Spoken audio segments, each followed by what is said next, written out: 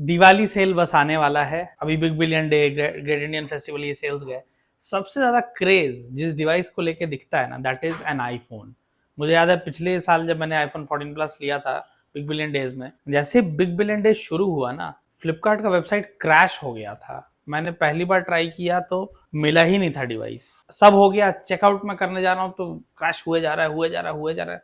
I think 8-10 bar try करने के बाद, या उससे भी ज्यादा शायद, तब जाके फाइनली एक डिवाइस मिला। स्टॉक आउट हो गया, फिर सेकेंड राउंड जब आया स्टॉक का, तब जाके वो डिवाइस मिला। और जबकि मैं तो पहले से ही बैठा था, अराउंड आधा घंटा पहले से बैठ गया था, या और 1 घंटे आसपास में पहले से बैठा हुआ था। दिवाली सेल आने वाला है, यहाँ पे दिखेगा बहुत, अगेन एक रश दिखेगा आईफोन खरीदने के लिए। क्या आपको एक आईफोन खरीदना चाहिए इस सेल के दौरान? इस क्वेश्चन का आंसर डिपेंड करता है बहुत सारी चीजों पर सबसे इंपॉर्टेंट जो है दैट इज बजट। अगर आपके पास इतना बजट है कि आप एक आईफोन ले सकते हो, तब बात आती है कि आप क्या, आपको रिक्वायरमेंट है या नहीं। अगर बजट ही नहीं है तो फिर रिक्वायरमेंट की बात नहीं आती है। बजट अगर है तो रिक्वायरमेंट क्या है? रिक्वायरमेंट ये है कि आपका काम क्या है। अगर आपका काम फोटो वीडियो से रिलेटेड नहीं है और बहुत नेक्स्ट लेवल की सिक्योरिटी की जरूरत, प्राइवेसी की जरूरत अगर आपको नहीं है, तो फिर आईफोन बहुत ज्यादा आपके काम का नहीं है। This is what I feel.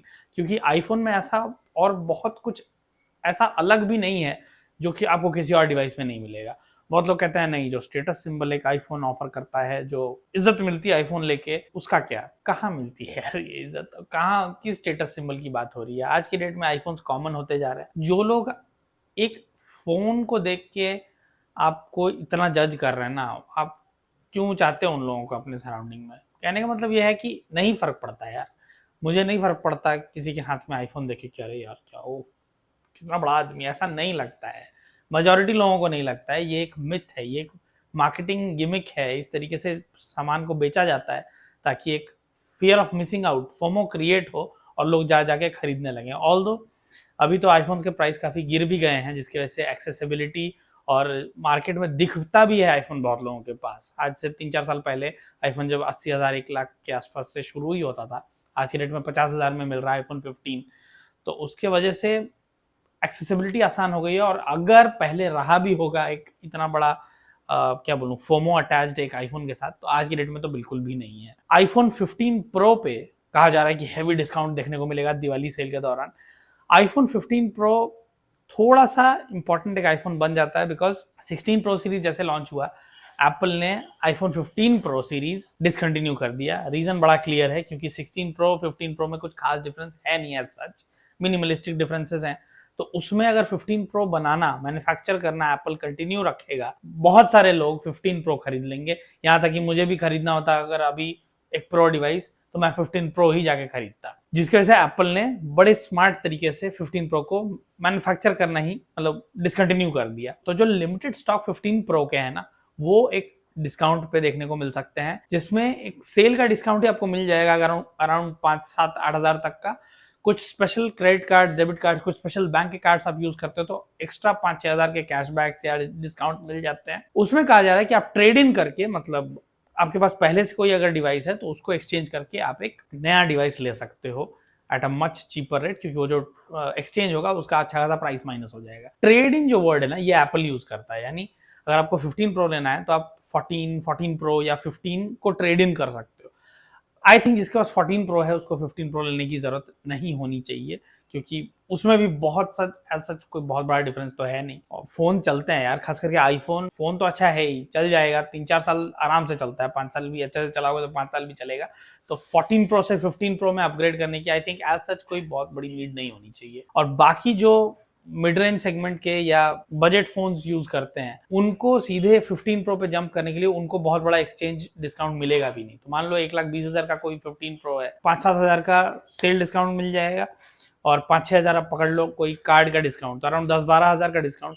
उसके अलावा आपको एक बजट फोन एक्सचेंज करने से बहुत ज्यादा वो एक्सचेंज वाला अमाउंट माइनस होगा नहीं, अराउंड 2-4-5 हज़ार तक ही होगा। तो इन अ वे आपको 1,20,000 का फोन 1,02-4 हज़ार तक तो पड़ेगा ही, उससे नीचे आने के चांसेस बहुत ज्यादा कम है। तो आई थिंक अगर आपको जरूरत नहीं है ना आईफोन का जो प्लस पॉइंट है उन चीजों की, बस क्योंकि थोड़ा सा डिस्काउंट मिल रहा है तो एक नया डिवाइस, एक आईफोन ले लेना, I don't think it's a wise decision. क्योंकि एक चीज मैंने ऑब्जर्व किया है आईफोन लेने के बाद, क्योंकि एप्पल अपना इकोसिस्टम बहुत सेल करता है। कि जो इकोसिस्टम का जो आइडिया है एप्पल का कि हमारे सारे डिवाइसेस आप एक सीमलेस इंटीग्रेशन में यूज कर पाओगे, उसका एक अलग ही फील होता है। लोग पागल हैं एप्पल इकोसिस्टम के पीछे।